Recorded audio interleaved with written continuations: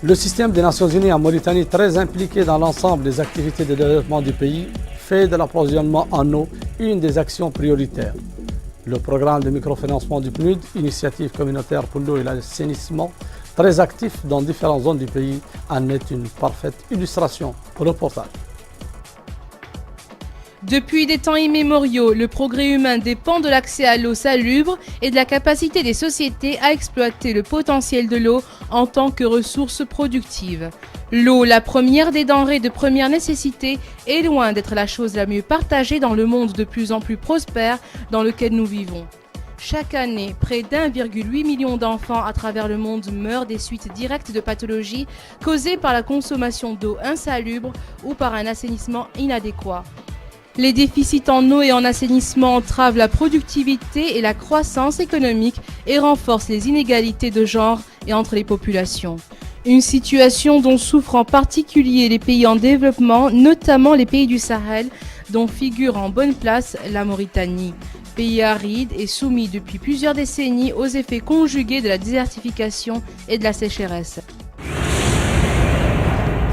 Les axes principaux de cette politique, à savoir améliorer l'accès à l'eau potable, ensuite améliorer les conditions d'assainissement et promouvoir le partenariat public-privé. Ce partenariat public-privé, par exemple, est promis à travers l'intervention des ONG dans les systèmes de projets, de micro-projets financés à travers le programme des Nations Unies pour le développement. Il y a eu au moins 12 projets en Mauritanie financés dans le cadre de cette initiative qui ont touché les régions du Haut-Karbi, du Brakna, du Trarza et du Gorgol. À Ndjadjbani, ils sont près de 4000 habitants pour lesquels les difficultés d'approvisionnement en eau ne sont plus que de vieux souvenirs. Les efforts conjugués de l'État, du PNUD, à travers le programme de microfinancement Initiative pour l'eau et l'assainissement de l'eau par les habitants de Ndjadjbani.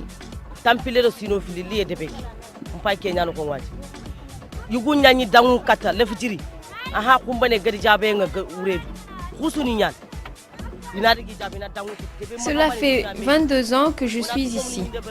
Avant, pour trouver un point d'eau, les hommes et les femmes se mobilisaient pour aller creuser un puits. Dès lors qu'il est repéré, il s'éboulait le lendemain. L'opération a été recommencée jusqu'au moment où l'eau jaillissait. Avec l'avènement des robinets, il y a beaucoup plus d'améliorations. Les femmes prennent de l'eau dans des puits de 19 et de 14 mètres. Maintenant, avec les robinets, elles fournissent moins d'efforts physiques. L'eau est devenue progressivement potable. Maintenant, nous vivons une situation meilleure avec les robinets.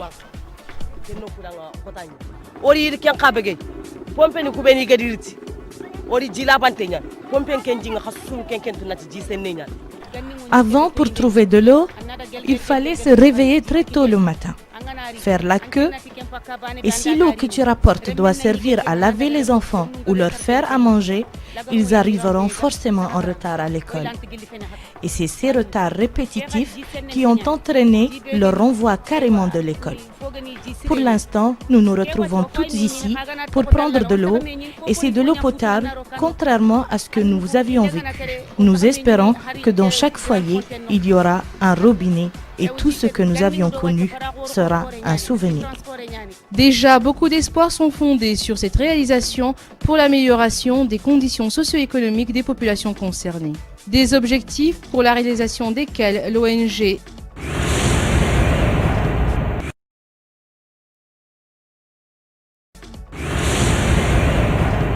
réalisation de ces seuils de ralentissement pour arrêter l'érosion des sols et encourager le réapprovisionnement de la nappe phréatique.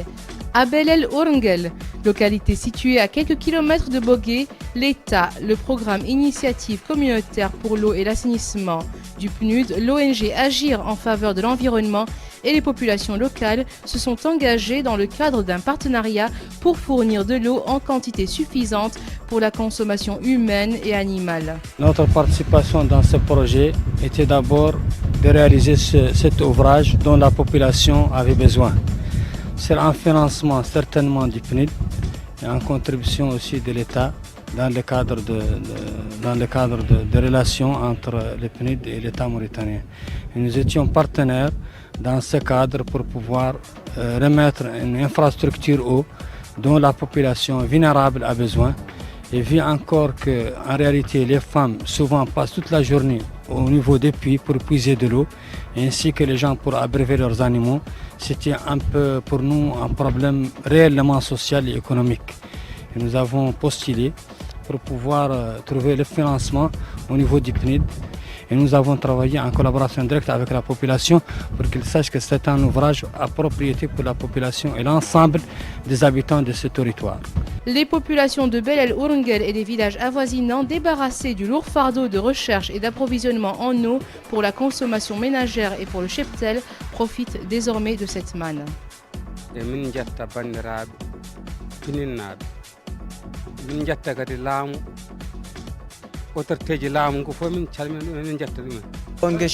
Nous remercions les autorités pour les efforts qu'ils déploient. Merci d'être parmi nous.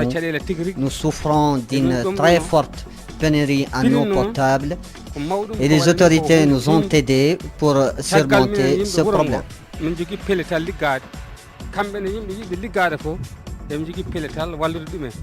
Nous avons besoin de l'appui de l'État pour résoudre le problème d'eau potable dans cette zone éloignée. Nous souffrons par le passé de l'éloignement et de la profondeur des puits. Chacun de nous consacre toute une journée pour abreuvoir normalement le cheptel. Aujourd'hui, les choses ont changé. L'eau est fournie sans grands efforts. Il revient aux populations de Djadjbani et de Bel El Ourengel de travailler à pérenniser ces ouvrages pour mettre un terme à l'insécurité de l'approvisionnement en eau. Pour en avoir plus sur cette thématique de l'eau en Mauritanie et en particulier l'action menée dans ce sens par le système des Nations Unies dans notre pays, Horizon 2015, a rencontré M. Samba Arona Thiam, coordinateur national du GEF SGP PNUD. Je vous propose de suivre cet entretien.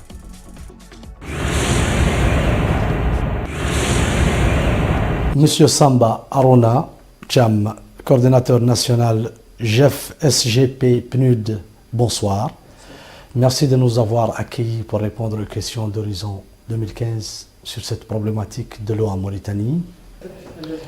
Quels sont les défis auxquels la Mauritanie est confrontée en matière d'eau? Merci. Je tiens tout d'abord à vous remercier pour l'initiative que vous avez prise pour m'inviter dans le cadre de cette émission Horizon 2015 et surtout au lendemain de la célébration par la communauté internationale de la Journée mondiale de l'eau qui fera l'objet de cette discussion.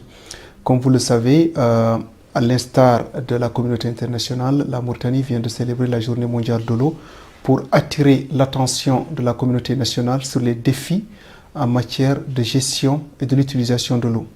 La Mauritanie, d'abord, en tant que pays sous-développé, fait face à un problème d'offres, d'infrastructures et de maîtrise de l'eau. Et en tant que pays sahélien faisant face à un problème de désertification depuis au moins 30-35 ans, a subi des bouleversements qui ont fait qu'il y a eu un exode rural. Les populations se sont agglutinées autour des centres urbains, constituant un grand défi pour l'État à donner les services de base nécessaires pour l'accès à l'eau.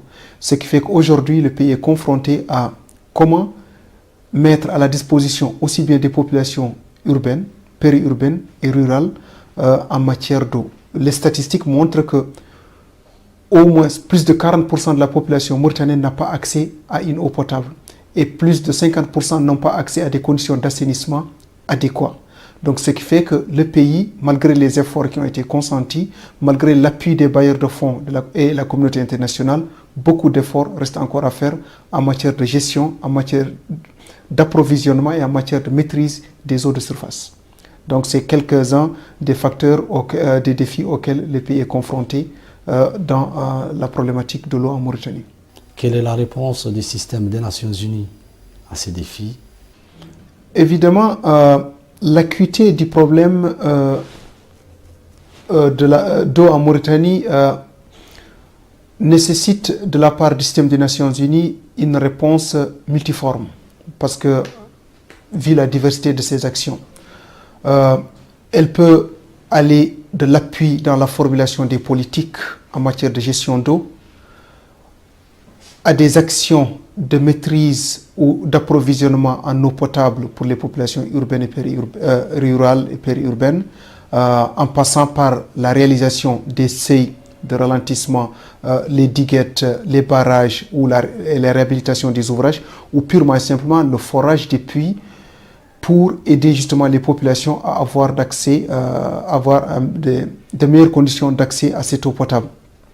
Ces actions aussi peuvent aller dans l'assainissement ou l'appui à la purification d'eau potable pour les enfants. Donc selon l'agence, les actions peuvent varier. On peut aller des actions de maîtrise des eaux de surface, de gestion et de maîtrise des eaux de surface, à des actions d'appui, d'encadrement dans la gestion de l'eau, ou purement et simplement l'implication dans l'érection d'ouvrages pour le ravitaillement en eau potable, mais aussi dans la sensibilisation, dans la sensibilisation pour de meilleures conditions d'assainissement et une meilleure utilisation de l'eau. Parce que vous savez que l'eau, c'est la source de la vie et malheureusement, c'est une denrée rare. Donc nous devons la gérer de sorte que nous devons satisfaire nos besoins actuels, mais nous devons en laisser aux générations futures. Donc c'est une gestion qui nécessite la participation, mais surtout la responsabilité de chacun et de chaque acteur dans le domaine. Quel partenariat a été mis en place pour relever ces défis? Je pense que, vu, comme je le disais tantôt, la diversité des acteurs dans le domaine et l'acuité du problème ou la sévérité du problème, il va falloir y aller ensemble, en partenariat élargi. Je donnerai par exemple, dans le cadre du programme de l'initiative communautaire pour l'eau et l'assainissement, peut-être que dans lequel je vais m'étendre plus tard, des partenariats qui ont été menés par exemple entre le PNUD et l'UNICEF pour l'approvisionnement en eau potable dans des écoles, dans des communes, par exemple dans la commune de Bogué, en partenariat avec l'ONG ADM, l'ONG ADRA, pour essayer de faire en sorte que les enfants ont accès à une eau potable, que les enfants ont des conditions d'assainissement propres, donc en mettant en place des latrines dans 5 écoles. Un autre partenariat pour l'approvisionnement en eau potable a été élaboré dans le cadre de l'approvisionnement de l'eau au PK6 de Rosso, en partenariat entre le PNUD, Oxfam et les populations locales. Et d'autres projets, en moyenne une dizaine de projets, c'est des partenariats, le PNUD, le gouvernement mauritanien, parce que le gouvernement a mis en place les forages. Le PNUD, et à travers son programme ICA, a mis en place les châteaux d'eau, les bornes fontaines. Les ONG nationales ont assuré l'encadrement et les populations ont fourni soit la main-d'œuvre, soit une participation financière. Donc vous voyez, c'est des participations.